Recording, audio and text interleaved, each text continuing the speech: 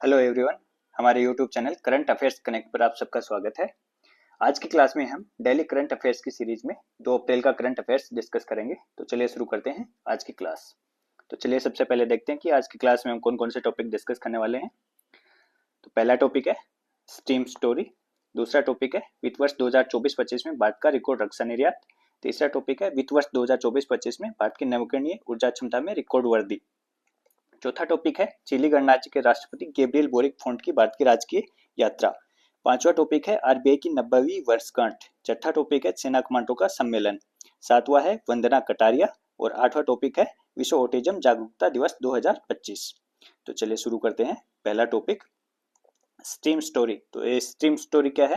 तो ये भारत सरकार के संस्कृति मंत्रालय के अंतर्गत राजीव गांधी राष्ट्रीय कला केंद्र द्वारा निर्मित एक फिल्म है। और अभी ये चर्चा में क्यों है? तो ये पेरिस में आयोजित फिल्म समारोह सिनेमा डू रील में मेंशन स्पेशल है प्रिक्स डू पेट्रीमोइन कल्चरल इमिटेरियल 2025 विशेष उल्लेख अमूर्त सांस्कृतिक विरासत पुरस्कार 2025 से सम्मानित हुई है। ठीक है, तो इसके निर्माता कौन है? तो इसको अमित दत्ता ने डायरेक्ट किया है। स्ट्रीम स्टोरी कोल कथा ये क्या है, इसके बारे में किसके बारे में बताया गया है इस फिल्म में? तो हिमाचल प्रदेश की कांगड़ा घाटी की पारंपरिक जल प्रबंधन प्रणाली कुएल है, उसके बारे में इस फिल्म में बताया गया है। और कुएल क्या होता है? ये हाथ से बनाई गई जल नलिकाएं होती हैं। ठीक है, तो इनका एक पूरा नेटवर्क होता है जिसके थ्रू सिंचाई व्यवस्था पूरी ऑपरेट होती है। आगे है फ्रांसीसी संस्कृति मंत्रालय के डायरेक्टर जनरल डेस पेट्रीमोइनेस एट डेल आर्किटेक्चर द्वारा प्रायोजित ये पुरस्कार उन सिनेमाई कार्यों को मान्यता देता है जो मानवता की अमूर्त सांस्कृतिक विरासत, मौखिक परंपराओं, अनुष्ठानों, प्रदर्शन कलाओं और स्वदेशी ज्ञान प्रणालियों के संरक्षण को बढ़ावा देते हैं। तो देखिए कुएल कैसी होती है। तो इस तरह की नालियां बनाई हुई होती है पहाड़ी क्षेत्रों में, हिमाचल प्रदेश में इस तरह की नालियां बना के सिंचाई की जाती है। ये प्राचीन जल प्रबंधन प्रणाली है। अगला टॉपिक है वित्त वर्ष 2024-25 में भारत का रिकॉर्ड रक्षा निर्यात। वित्त वर्ष 2024-25 में कुल रक्षा निर्यात हुआ वो था 23,622 करोड़ रुपए। ठीक है, लगभग 2.76 बिलियन अमेरिकी डॉलर। इसमें कितनी वृद्धि हुई? तो इसमें 2539 करोड़ रुपए की वृद्धि हुई, लगभग 12.04% की वृद्धि हुई। ठीक है, तो अब देखते हैं रक्षा क्षेत्र के जो सार्वजनिक उपक्रम है उनके निर्यात में कितनी वृद्धि हुई। तो वित्त वर्ष 2023-24 में 5,874 करोड़ रुपए से बढ़ के वित्त वर्ष 2024-25 में 8,389 करोड़ रुपए हो गया। तो ये लगभग 42.85% की उल्लेखनीय वृद्धि है। ठीक है, और निजी क्षेत्र का निर्यात है वो भी देख लेते हैं। तो 2023-24 में वो 15,209 करोड़ रुपए था और वित्त वर्ष 2024-25 में बढ़ के 15,233 करोड़ रुपए हो गया। तो इसमें बहुत ज्यादा वृद्धि नहीं हुई है।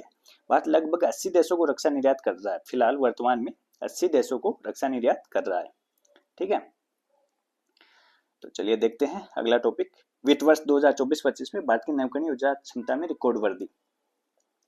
वित्त वर्ष 2024-25 में 25 गीगावाट नवीकरणीय ऊर्जा क्षमता की वृद्धि हुई जो पिछले वर्ष की 18.57 गीगावाट वृद्धि से लगभग 35% अधिक है। ठीक है, तो अब देखते हैं सौर ऊर्जा क्षेत्र में कितनी वृद्धि हुई। तो सौर ऊर्जा क्षमता में वृद्धि हुई है वो वित्त वर्ष 2024 में 15 गीगावाट से बढ़ गई वित्त वर्ष 2025 में लगभग 21 गीगावाट हो गई है और ये 38% की टोटल वृद्धि हुई है। भारत ने वर्ष 2025 में 100 गीगावाट स्थापित सौर ऊर्जा क्षमता के आंकड़े को पार कर लिया है। आगे देखते हैं घरेलू सौर विनिर्माण। तो सौर मॉड्यूल विनिर्माण क्षमता है वो भारत की मार्च 2024 में 38 गीगावाट से लगभग दोगुनी होकर मार्च 2025 में 74 गीगावाट हो गई है। और सौर पीवी सेल विनिर्माण क्षमता है वो 9 गीगावाट से लगभग 3 गुना बढ़कर के 25 गीगावाट हो गई है। ठीक है, तो देश की पहली इंगोट वेफर विनिर्माण सुविधा है वो 2 गीगावाट क्षमता की, वो भी वित्त वर्ष 2025 से उत्पादन शुरू कर देगी। आगे देखते हैं प्रधानमंत्री सूर्य घर मुफ्त बिजली योजना। तो इसके अंतर्गत 31 मार्च 2025 तक 11.01 लाख से अधिक परिवार हैं वो लाभान्वित हो चुके हैं अभी तक। आगे है पीएम कुसुम योजना। तो इसके घटक बी है, उसके अंतर्गत वित्त वर्ष 2025 में 4.4 लाख पंप स्थापित किए गए हैं जो पिछले वर्ष की तुलना में 4.2 गुना अधिक है। ठीक है, और घटक सी के अंतर्गत 2.6 लाख पंप स्थापित किए गए हैं जो वित्त वर्ष 24 की तुलना में 25 गुना अधिक है। ठीक है, इस योजना के तहत स्थापित कुल सौर पंपों की संख्या 10 लाख से अधिक हो चुकी है। 10 लाख से अधिक सौर पंप पीएम कुसुम योजना के अंतर्गत अब तक स्थापित किए जा चुके हैं। तो जो भारत की highest ever renewable energy capacity addition in a year है वो 25 गीगावाट वित्त वर्ष 2024-25 में हुई है। ठीक है, आगे देखते हैं, चिली गणराज्य के राष्ट्रपति गैब्रियल बोरिक फोंट की भारत की राजकीय यात्रा। तो ये चिली गणराज्य के राष्ट्रपति हैं गैब्रियल बोरिक फोंट और अभी भारत की राजकीय यात्रा पे अभी आए हैं 1 से 5 अप्रैल तक। ठीक है, दोनों देशों के बीच राजनयिक संबंधों की 76 वर्ष पूरे हो गए हैं, तो उसके उपलक्ष्य में ये भारत की राजकीय यात्रा पे आए हैं। तो दोनों देशों के बीच राजकीय संबंध थे वो 1949 में स्थापित हुए थे। ये राष्ट्रपति बोरिक की पहली भारत यात्रा है। ठीक है, इस यात्रा के दौरान भारतीय व्यापारियों के लिए चिली में मल्टीपल एंट्री परमिट की घोषणा की गई। और इस यात्रा के दौरान जो प्रमुख समझौते हुए हैं वो भी देख लेते हैं। तो पहला हुआ है अंटार्कटिक सहयोग पर आशय पत्र। ठीक है, दूसरा है भारत चिली सांस्कृतिक आदान प्रदान कार्यक्रम। तीसरा है राष्ट्रीय आपदा निवारण एवं प्रतिक्रिया सेवा सेना परेड और राष्ट्रीय आपदा प्रबंधन प्राधिकरण के बीच आपदा प्रबंधन पर समझौता। तो ये चिली का इंस्टीट्यूट है और ये राष्ट्रीय आपदा प्रबंधन प्राधिकरण NDMA ये भारत का है। ठीक है, अगला है कोडेल्को और हिंदुस्तान कॉपर लिमिटेड के बीच समझौता ज्ञापन। तो कोडेल्को चिली का है और हिंदुस्तान कॉपर लिमिटेड भारत की कंपनी है। चलिए आगे देखते हैं, RBI की 90वीं वर्षगांठ। ठीक है, तो RBI की स्थापना कब हुई थी? तो ये भारतीय रिजर्व बैंक अधिनियम 1934 के प्रावधानों के अनुसार 1 अप्रैल 1935 को RBI की स्थापना हुई थी और अभी 90 साल RBI को हो गए हैं। तो RBI का मुख्यालय कहाँ है? तो ये मुंबई में है और प्रारंभ में जब RBI की स्थापना हुई थी तो इसका मुख्यालय कोलकाता में था। ठीक है, प्रारंभ में निजी स्वामित्व में था। 1949 में इसका राष्ट्रीयकरण कर दिया गया, उसके बाद में से इस पर भारत सरकार का पूर्ण स्वामित्व है। ठीक है, तो RBI का संचालन कौन करता है? तो एक केंद्रीय बोर्ड करता है जिसमें निदेशक होते हैं जिनकी नियुक्ति भारत सरकार द्वारा की जाती है। ठीक है, और उनकी नियुक्ति 4 वर्ष के लिए होती है। तो इसके गठन देखते हैं किस तरह से होता है। तो इसमें सरकार निदेशक होते हैं, पूर्णकालिक होते हैं गवर्नर और अधिकतम 4 डिप्टी गवर्नर। गैर सरकारी निदेशक होते हैं सरकार द्वारा नामित विभिन्न क्षेत्रों से 10 निदेशक और 2 सरकारी अधिकारी। ठीक है, अन्य 4 निदेशक होते हैं 4 स्थानीय बोर्डों से। RBI के जो 4 स्थानीय बोर्ड है उनसे एक एक निदेशक।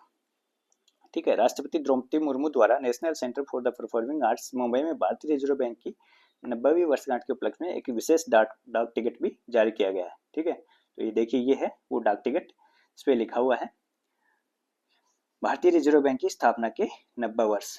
ठीक है, स्थिरता विश्वास विकास ये वाक्य इस पे लिखे हुए हैं और ये जो इसका प्रारंभिक मुख्यालय था कोलकाता उसकी फोटो इस डाक टिकट पे लगाई गई है। अगला है सेना कमांडरों का सम्मेलन। तो ये कहाँ हुआ है? 1 से 4 अप्रैल तक नई दिल्ली में आयोजित किया गया है। ठीक है, भारतीय सेना के कमांडरों का सम्मेलन हुआ है। अगला टॉपिक है वंदना कटारिया। तो ये कौन है? ये भारत की हॉकी खिलाड़ी हैं, इन्होंने भी संन्यास लेने की घोषणा कर दी है और ये भारत की तरफ से सर्वाधिक मैच खेलने वाली भारतीय महिला हॉकी खिलाड़ी है। 320 मैच और 158 गोल इन्होंने किए हैं। अगला टॉपिक है विश्व ऑटिज्म जागरूकता दिवस। तो ये कब मनाया जाता है? तो ये 2 अप्रैल को मनाया जाता है और कब से स्टार्ट हुआ? तो 2007 में संयुक्त राष्ट्र महासभा द्वारा इसको डिक्लेयर किया गया। ठीक है, इसकी 2025 की थीम है न्यूरो डाइवर्सिटी और संयुक्त राष्ट्र सतत विकास लक्ष्य को आगे बढ़ाना। ठीक है, advancing neuro diversity and UN sustainable development goal. ठीक है, तो ये 2025 का जो कार्यक्रम है इसका आयोजन इंस्टीट्यूट ऑफ न्यूरो डाइवर्सिटी द्वारा किया जाएगा।